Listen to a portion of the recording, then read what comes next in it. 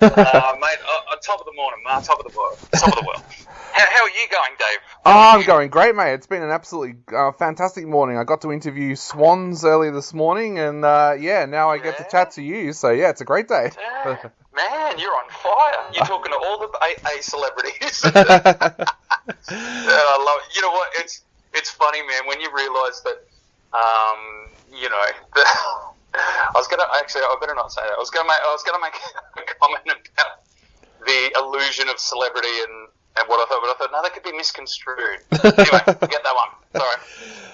Well, mate, I've got to say, it was an absolute pleasant surprise to find out that you guys had been added to play at Good Things. So tell us a little bit about how that came about and how you feel about playing at your first festival in what must be about a decade. Yeah, man, it's just over a decade. 2009, Big Day Out was the last time we graced a festival stage, and that was, I think, February 2009. We did the national tour, which was great. And you know what? It's that thing about festivals, man. It's just got that different energy, you know. And like when you're doing your smaller club shows and it's under your own headline, it's different, man. You kind of feel this, I don't know, a little bit more pressure. With festival, you can really let it all hang out. You just play the bangers, you know what I Yeah, mean? yeah. I use that term, you know, in inverted commas, loosely.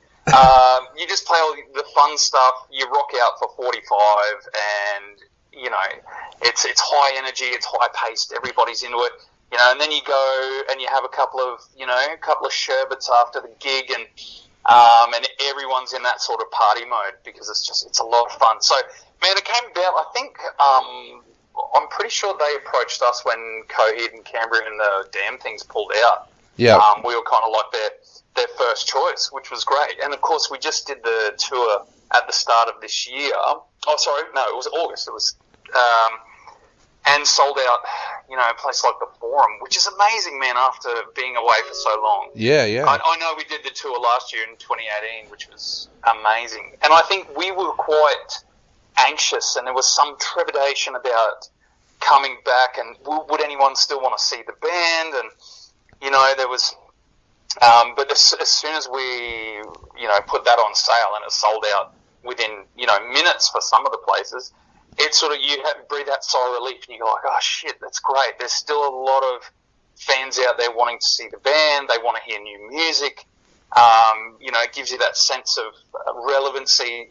And I mean, after I left the band in 2012, I went into covers land, just playing in pubs and clubs. And I've got to say, man, it was a very humbling and very eye-opening experience. And I still do it. I still play covers on the weekend here and there. But, man, hats off to all those boys and girls out there Yeah. doing that for a living. It really is tough. You know, I think there's the first time I got called a cunt because I was playing over the top of the TAB and the race call, and then the footy was on behind me. I was just like, whoa, dude. Yeah, yeah, yeah.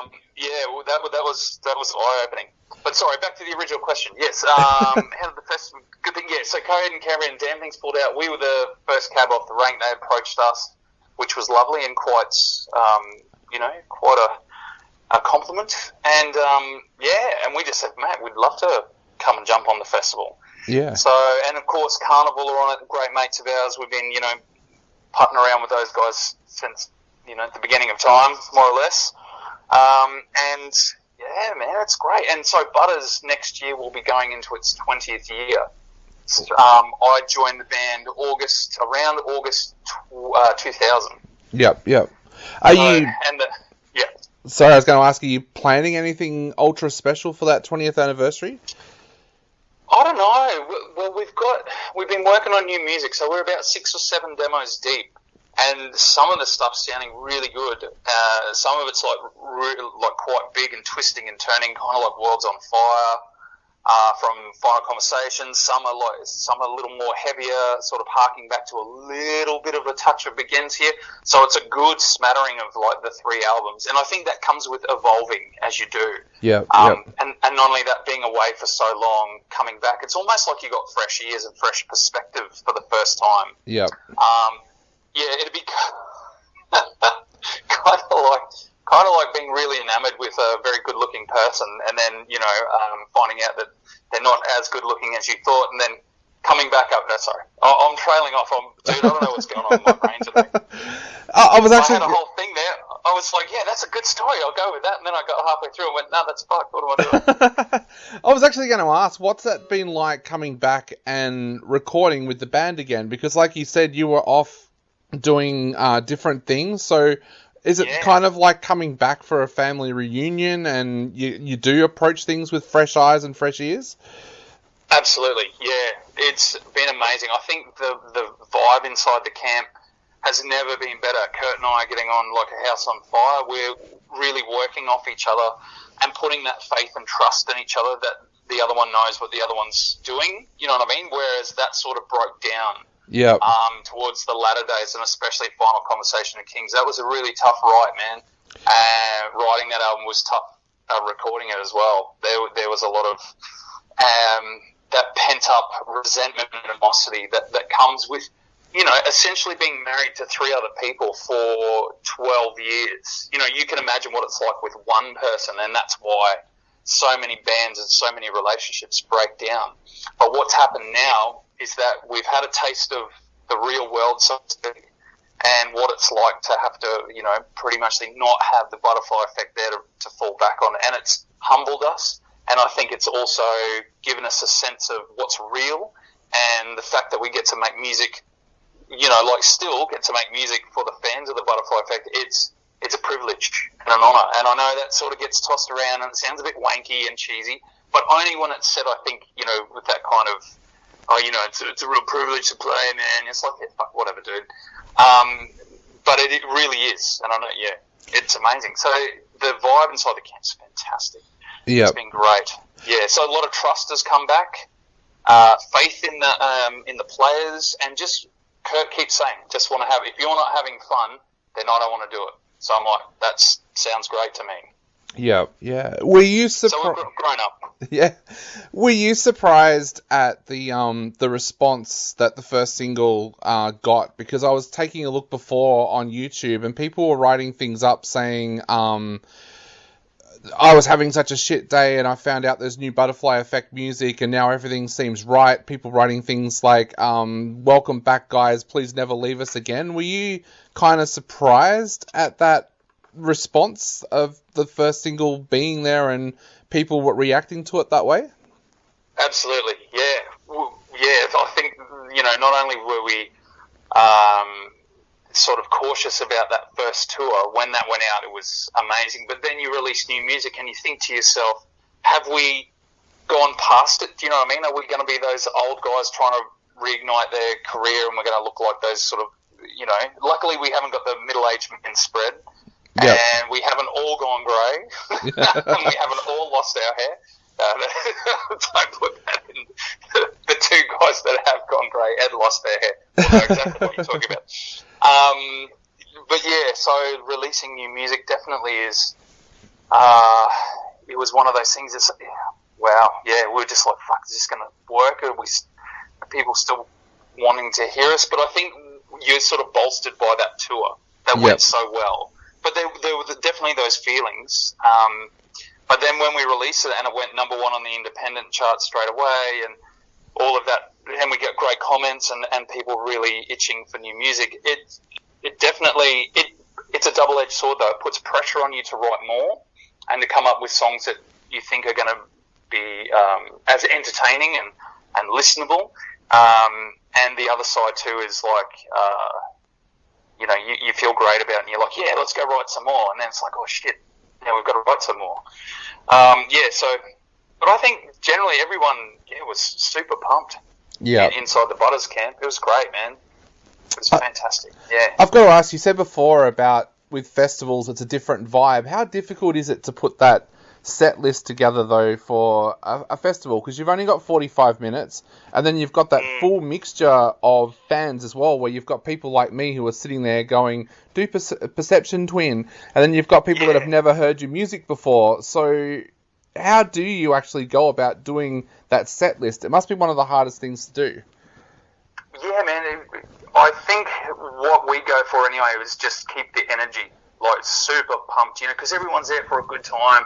They're all pumped to be there. They're in this massive crowd, and there's nothing like, you know, 100,000 watts of PA blaring at you, standing in a crowd on a sunny day with a whole bunch of like-minded people. That's what I love about the festivals. And so we just try and keep it balls to the wall, floor to the floor, from woe to go. So, and because we really want everybody to feel the energy and to keep their day up. So that's how we do it. But yeah, you're right, it is tricky. So we actually did a cross-section. Once we were in Europe, actually played in London, and we did a cross-section of everything from, something off the EP right through to what we had for the end of Imago and the start of Final Conversation of Kings, which wasn't out yet, but we'd started mucking around with a few bits. And the review was really harsh, man, that said, this band doesn't know what it wants to be. So that's tricky, man, and that's an interesting point that you bring up. So I think, a lot of the songs have got a common thread through them. Do you know what I mean? Even if it's like, say, something from like 1 second to Reach, it's still guitar-driven rock with big melodies on it. And I think what that reviewer was saying is sort of we went from like, Black Lung, The Cell, that sort of stuff right through, and we're playing, snippets of like Worlds on Fire and stuff, or In a Memory, which is quite down. You know what I mean?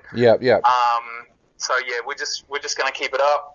Oh, geez, I think we can't not play songs like 1 Second and Crave and stuff like that. So that's kind of easy. They flesh out the set. And I think usually we throw in like a bit of a curveball. Usually you'll do something like In a Memory with the Portishead middle or something like that, which is fun. But man, it is tough. Yeah, it is difficult. But I think due to the fact that we've only got 3 albums and an EP, it's kind of narrows the field a little bit. So to ask the generic festival question, what other bands on the lineup this time are you looking forward to actually being able to go and check out? Man, you know what? I've never seen Parkway live. No, that's a lie. I saw them once at a home bake way back in the day. I mean, they were still, still coming through at that point. And it's very interesting because at that home bake, I think the lineup was Little Birdie, us, Pete Murray, and then Parkway. It was the weirdest, and that was on alternating stages. It was one of the weirdest sequencing, blunders I think I've ever seen. It was crazy. So Parkway for sure. Can't wait to see them.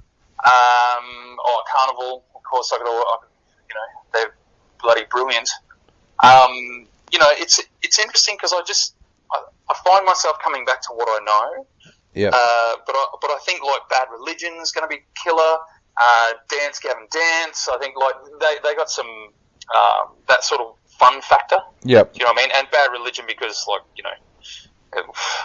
what can you say? Exactly. It's Bad Religion. It's Bad Religion. Who else? Oh shit, man! I've got to bloody check the lineup again because let me just check it. That's fine. I've actually, funnily enough, was spewing that Coheed and Cambria and the Damn Things dropped out because that would be. I really wanted to see the Damn Things actually. I was so looking forward to seeing Coheed as well. Like I kind of discovered them at middle of last year. And when I heard they were coming to Good Things, I was like, oh man, I really, really want to check them out. And yeah, they cancelled. I know, dude, yeah. Well, I think, like A Day to Remember, like all the, the big bands, Violent Soho, that'll be pretty cool. Actually, I don't mind some of the, like, Trivium, those guys are great. And I think some people say, oh yeah, they're like the young Metallica. I think it's a little unfair because those guys in their own right are fucking brilliant. Like the guitarists are off the chart. That's a lot of fun. They're just a lot of fun, man. They're good. In a Shikari, they were great. I saw them at Big Day Out years ago. And they were really cool, man. They got that kind of interesting blend of electronic dance with this like heavy part over the top. So yeah, stuff like that will be cool. What else? Pretty much all of it. But there you go. Awesome. Off the top. Well, mate, I know we are running out of time, but I really want to ask as well, when do you think that us fans can expect the new music from you? Because I know there are people counting down the days and getting very, very excited, but when do you think that we can actually expect to hear the new material from you? I think we'll probably start looking at recording about the middle of next year. So then, and